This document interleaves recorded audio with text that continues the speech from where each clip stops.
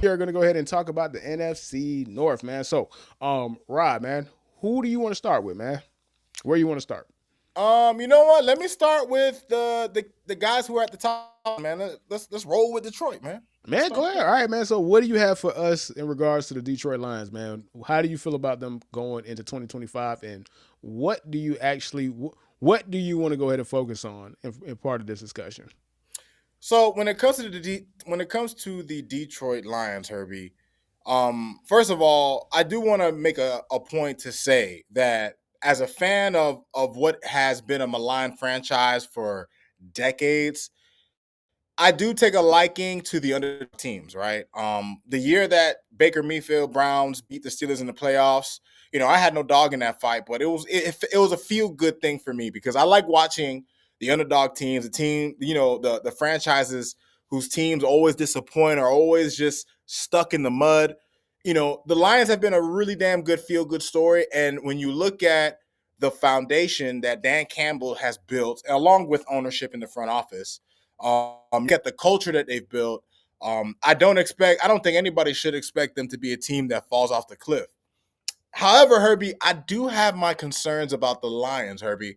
And what I mean by that is this was a team last year that, first of all, when you look at the coordinator tandem they had, you can make an argument they had two of the best coordinators in football, right?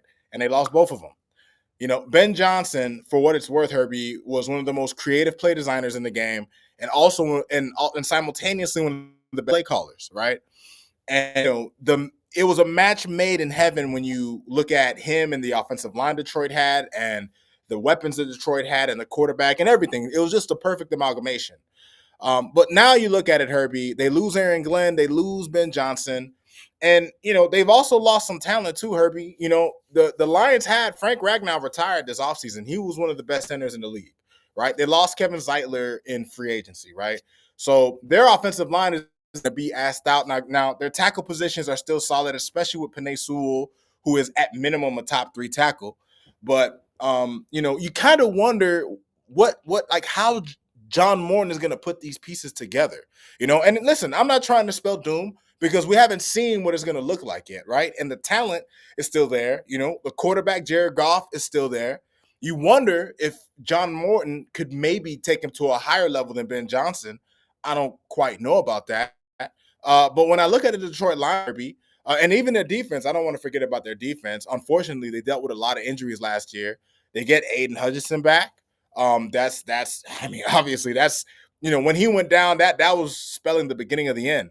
And even though they lost some guys in free agency, Herbie, they still have one of the better safety tandems in the league, headed by Brian Branch. I mean, this is a team that still has championship caliber contending talent.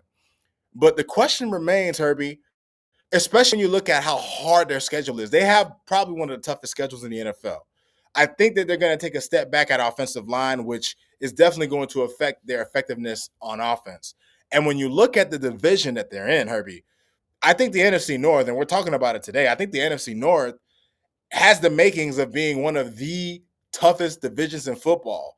I can see a scenario where every team in this division can make the playoffs. Now, the likelihood of that is small, but when you look at last year, three teams made it, right? And in the new NFL format with seven teams from each conference, conceivably all four teams could make it. Although there's so many other good teams in the NFC that will be knocking on the door to at least a wild card. So, it's going to be a battle. But, shout out to the homie Dro. Shout out to the homie Dro in the building. But look, Herbie, look, the Lions, the question that I really have when it comes to them, Herbie, I'm wondering if they'll be ready to contend with everything that's coming this season, right? I wonder if last season maybe they reached their peak, and I don't know if they'll be able to reach those heights again when you consider the perfect storm that they seemingly had prior to the injuries.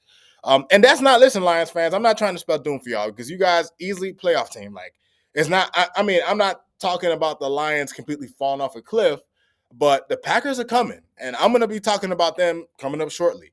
The Vikings, despite the fact that Arnold left, I mean JJ McCarthy's in, and there's a reason why the Vikings weren't concerned about Darnold leaving.